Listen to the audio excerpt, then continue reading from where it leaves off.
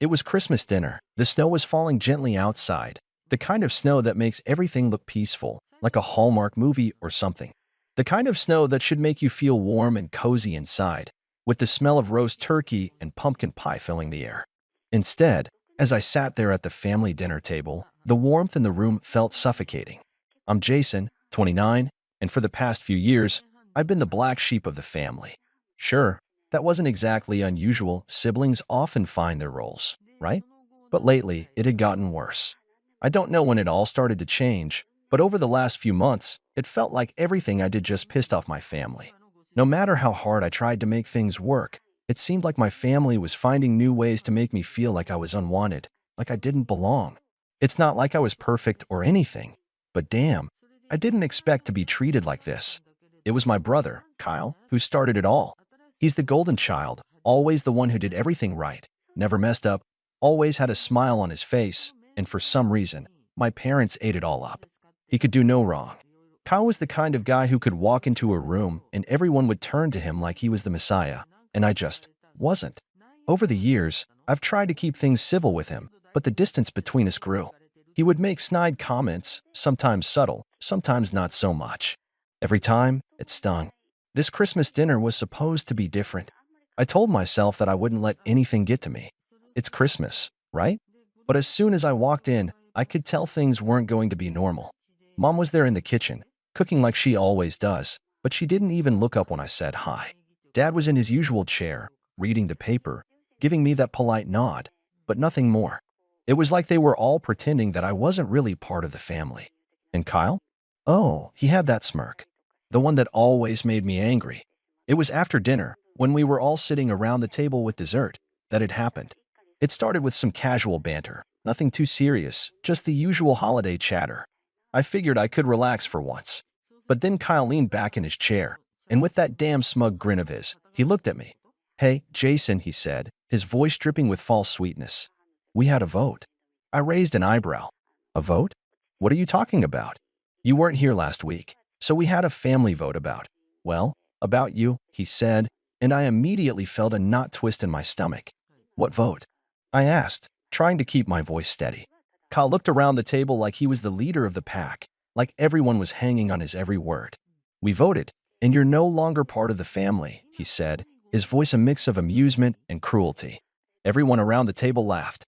My parents chuckled along with it, even though their eyes avoided mine. It felt like a sick joke, but it was real. It was happening right in front of me. My heart sank. For a moment, I couldn't process what was going on. It was like the room had shrunk down, and all the voices blurred together. The laughter was the worst part. It felt like they were all in on it, and I was the only one who didn't get the punchline. I wanted to shout, to yell at them to stop, but something inside me froze. Instead, I just nodded. I nodded because, what else was there to do? "Well, that's nice," I said, my voice barely above a whisper. The tension in the room grew. Kyle's grin didn't fade. "You should have been here for the vote," Kyle continued. "It was unanimous, you know? Everyone agreed. You're just not one of us anymore." He looked over at Mom and Dad for approval, and they both gave him a nod, like they were proud of him. I felt my chest tighten. I wanted to scream, but I didn't. I just stood up from the table. "Jason," my mom said, her voice a little shaky, like she wasn't quite sure if this was a joke or not. I didn't answer. I just walked away from the table, past the faces of people I had once called family. I could feel their eyes on my back, but I didn't turn around. My hands were shaking as I grabbed my coat and pulled it on. I heard Kyle call after me, but I didn't stop. I didn't care anymore. As I reached the door, I heard my dad's voice. "Jason," he said, his tone low, "you're not really going to leave, are you?" I paused for a moment, my fingers gripping the doorknob. I looked over my shoulder. "You voted, didn't you?" I said, my voice steady now, despite the storm that raged inside me. "Well, I'm just honoring the vote." I opened the door and stepped outside into the cold, the winter air cutting through me like a knife. The door slammed shut behind me, and for a second, I stood there in the snow, not sure what to do. My breath was visible in the cold, and everything felt so surreal. How had it come to this? How had they all turned against me like this? I walked away from the house, from the laughter, from the pain. I didn't look back. But then something hit me. I'd been kicked out, sure, but I wasn't going to let this go. I wasn't going to just let them treat me like I didn't matter, like I was some disposable thing that could just be voted out. No, I wasn't going to take that. I would make them realize what they had done. I spent the next few days in a haze, walking through the motions of life without really feeling it. My phone buzzed with messages, mostly from my parents, and a few from friends who somehow found out about the whole situation, but I ignored them. They could try to apologize or explain, but nothing would change. I didn't want to deal with any of it right away, but the anger was still there, simmering beneath the surface. It wasn't just the insult of being kicked out of the family that hurt. It was the years of being ignored, belittled, and disregarded. Years of being the one who was left out of family decisions, who was treated like a problem rather than a person. But now, they crossed a line. I spent a few days with my close friend, Tyler, who had always been there for me. He let me vent, but he also gave me a reality check. Look, man, you can't just let them get away with this, he said one evening while we were sitting on his couch, the TV muted. But you have to do it the right way. You can't just walk in and start yelling, or you'll be giving them exactly what they want. It stung to hear the truth, but I knew Tyler was right. If I just lashed out at them, it would give them the satisfaction of seeing me lose my cool. They already saw me as the problem, the angry one. If I wanted to show them how serious I was, I had to play it smart. Over the next few weeks, I started formulating a plan. I wasn't going to burn bridges, at least not yet, but I would make them realize how much I've been undervalued. The first thing I did was stop reaching out. No more calls, no more messages. I didn't even bother to answer when they called. I wanted them to feel the absence. I wanted them to experience what it felt like to be ignored, to be treated like I was nothing. The next step was to take control of what I had left. I started putting together a small but effective network of people who actually cared about me. Tyler was on the front lines, of course, but there were a few other close friends, and even some distant relatives who'd always been more supportive. I gathered them all together for a few dinners, game nights, and outings, things that were a stark contrast to the cold, isolated feeling I had grown accustomed to at my family's gatherings. I posted about it, too. Nothing flashy, just casual photos of me laughing with friends, enjoying life without the constant tension of my family's judgment. It wasn't a statement, at least not to anyone who didn't know the context, but to my family? To them, it was a message. Then came the moment I'd been waiting for. My parents invited me to a family meeting. The text came on a random Wednesday afternoon, and my heart skipped when I read it. I didn't even think twice before responding with a simple, "I'm not interested." They tried again, this time calling me, but I just let it ring out. By then, I had a plan in mind. A few days later, Kyle reached out to me.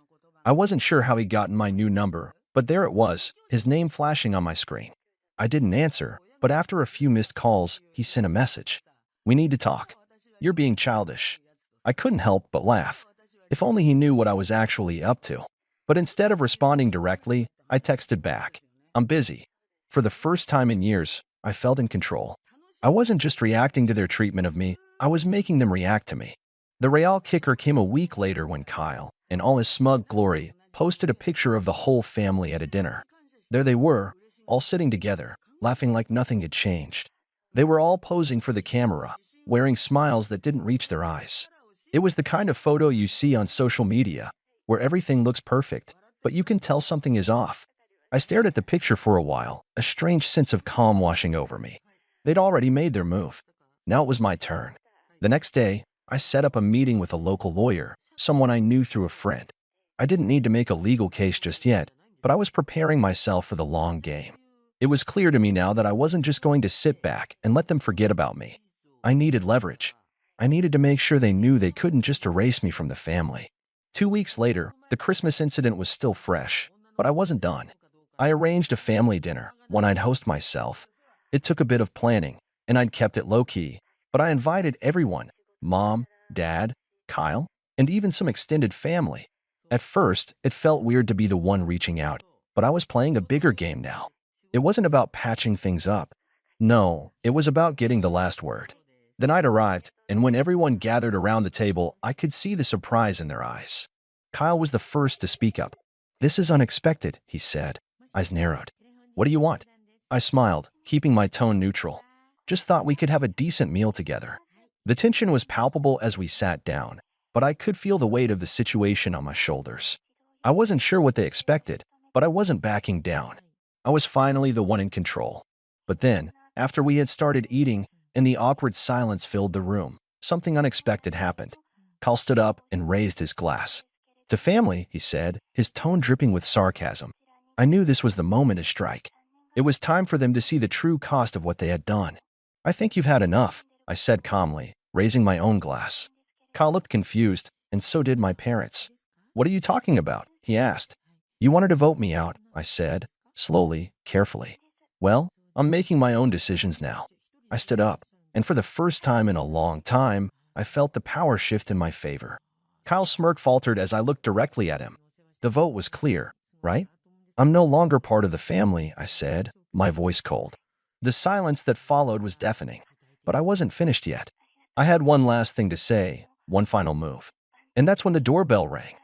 The doorbell echoed through the silence of the room, sharp and sudden. Everyone froze for a moment, eyes darting between each other as if trying to figure out what was going on. I hadn't planned for anyone else to show up. My gaze shifted to Kyle, whose smirk had evaporated entirely. His face, once filled with confidence, was now one of utter confusion and uncertainty. I walked over to the door slowly, enjoying the sense of control I hadn't felt in so long. As I opened it, the face that greeted me wasn't a relative or friend, but someone I hadn't expected. It was my lawyer. For a split second, there was a collective gasp. My parents' faces shifted from confusion to anger, but they didn't say anything. I could see the wheels turning in their heads, trying to figure out what was happening. Kyle, ever the first to speak, finally managed to get a word out. "Who is this?" I didn't answer immediately. Instead, I stepped aside to let the lawyer into the room, giving him a subtle nod. He stepped in, holding a briefcase, his expression calm and professional. He didn't waste time with pleasantries, just walking straight to the table and looking at my parents. "Good evening," he said, his voice clear and authoritative. "I'm here on behalf of Jason. I believe you may remember him." My father's face reddened, but it was Kyle who spoke up first, trying to mask his discomfort with sarcasm. "I don't know what this is about, but if you think we're just going to—" "Actually," the lawyer interrupted, cutting him off smoothly, "I'm here to serve you all with this." He handed my mother a thick envelope. She hesitated, staring at it as if it might bite her, before reluctantly accepting it. My father sat up straighter in his chair, tension radiating from every fiber of his being. He must have known what was coming. It was the look of someone who realized they were about to lose control. "What's going on?" my mom finally asked, her voice trembling. "I'm simply here to ensure that everyone is on the same page," the lawyer said calmly. "This is a legal notice. As of today, Jason has filed formal documentation to terminate his connection with your family's estate and any future claims or entitlements associated with it." The room went quiet. The atmosphere shifted like a thunderstorm had rolled in, the weight of everything that had happened sinking in. I could feel the tension building, an almost suffocating pressure in the air. They were all staring at me, the shock evident on their faces. "You're kidding," Kyle said, voice strained as he tried to hide the panic creeping into his tone. "You can't do this." "Actually, I can," the lawyer said smoothly, his eyes never leaving my family. "This is just the beginning. You see, there are some other documents in this envelope that pertain to other family matters. But the main point is clear. Jason has made his decision, and I'm here to ensure that everyone involved understands the legal ramifications." My mother was the first to open the envelope, her hands shaking. She skimmed over the paperwork, her face paling with every line she read. The others were trying to hide their growing panic, but it was obvious they were starting to realize just how serious I was. You can't just cut us out of your life like this," my father said, his voice growing softer, more pleading. He finally stood up from the table and took a step toward me, but I held my ground. The years of neglect and control had built up, and I wasn't about to back down. "I'm not cutting you out, Dad," I said slowly, my voice steady. "I'm just making sure you know that I won't be treated like nothing anymore. I won't let you and Kyle manipulate me or treat me like I'm disposable. The vote you had, it doesn't count. I've made my decision. I'm out, and I'm making sure you can't do anything about it." Kyle clenched his fists. "You're being dramatic. This is ridiculous." But even as he spoke, I saw the fear in his eyes. He wasn't used to being the one on the other side of the table, to seeing the power shift away from him. "No," I said, my voice firm, "this is reality. You wanted to vote me out, remember? You thought I'd just roll over and take it. But no, I'm taking control now. I'm done being the punchline in your jokes, the scapegoat for everything that goes wrong. I've got a life to live, and it's not with you." The lawyer turned to leave, his business completed. But before he could exit, my mother finally spoke up, her voice shaky but louder now. What do you want from us? Why now? Why did this to us? Why? I repeated, almost laughing at the absurdity of it. Because for years, you treated me like I didn't matter. You thought I would always be here to pick up the pieces when things went wrong. But that's not how this works. You want me to be part of your family? You want to pretend like nothing happened? Fine. But there's a cost. You don't get to toss me aside and then expect me to come crawling back. I paused, letting my words sink in. Kyle, now visibly uncomfortable, shifted in his seat, clearly losing his nerve. I've moved on, I added quietly. And I'm not going to beg for a place at your table anymore. The room fell silent. The tension was almost unbearable. My parents were staring at me as if they couldn't recognize their own child. Kyle's face was a mixture of disbelief and frustration, his eyes darting around as if looking for a way out. I stood there, my body tense, but my heart strangely calm. I wasn't the person they had tried to force into submission anymore. I had done it. I had made the decision. And for the first time in my life, I wasn't afraid to stand up for myself. I turned to the lawyer, nodding toward the door. Thanks for coming, I said. He gave a short nod in return and exited, leaving the weight of the moment behind him. And with that, the silence became overwhelming.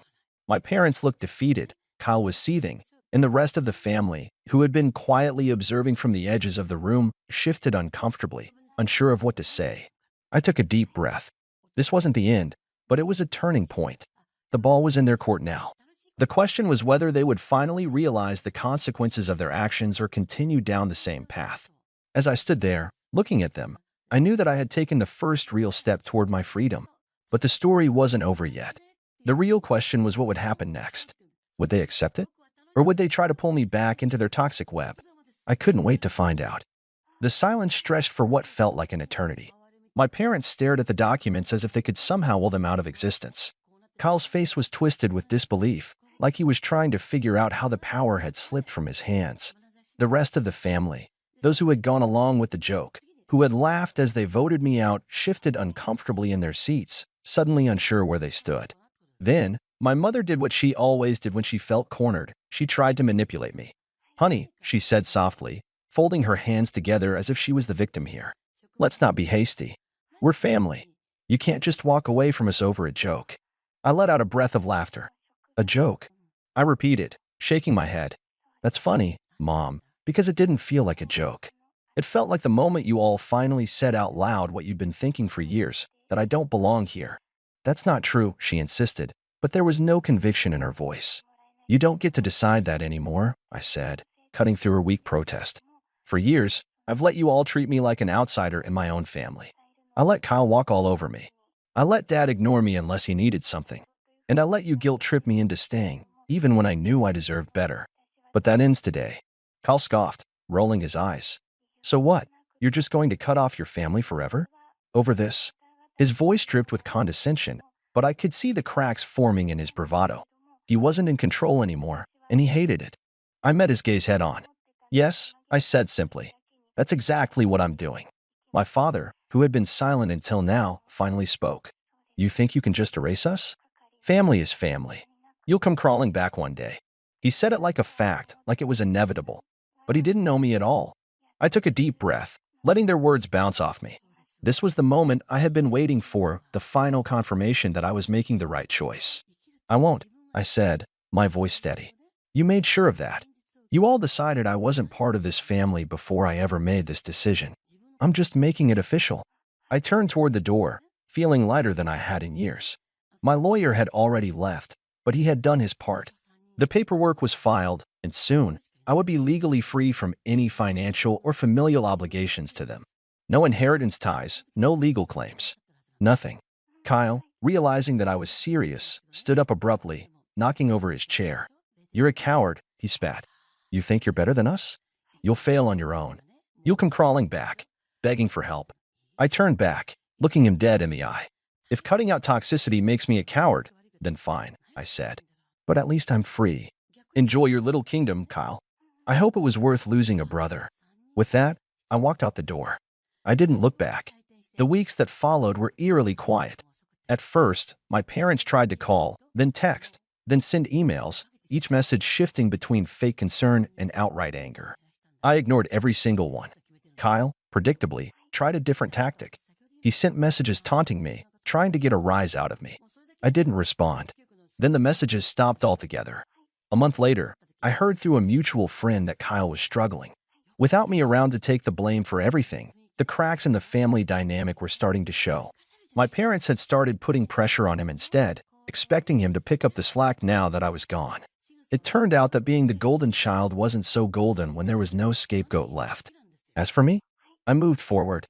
I got an apartment in a new city, started focusing on my own life, and surrounded myself with people who actually cared about me. And for the first time in my life, I was truly happy. Because I wasn't just free from them. I was free.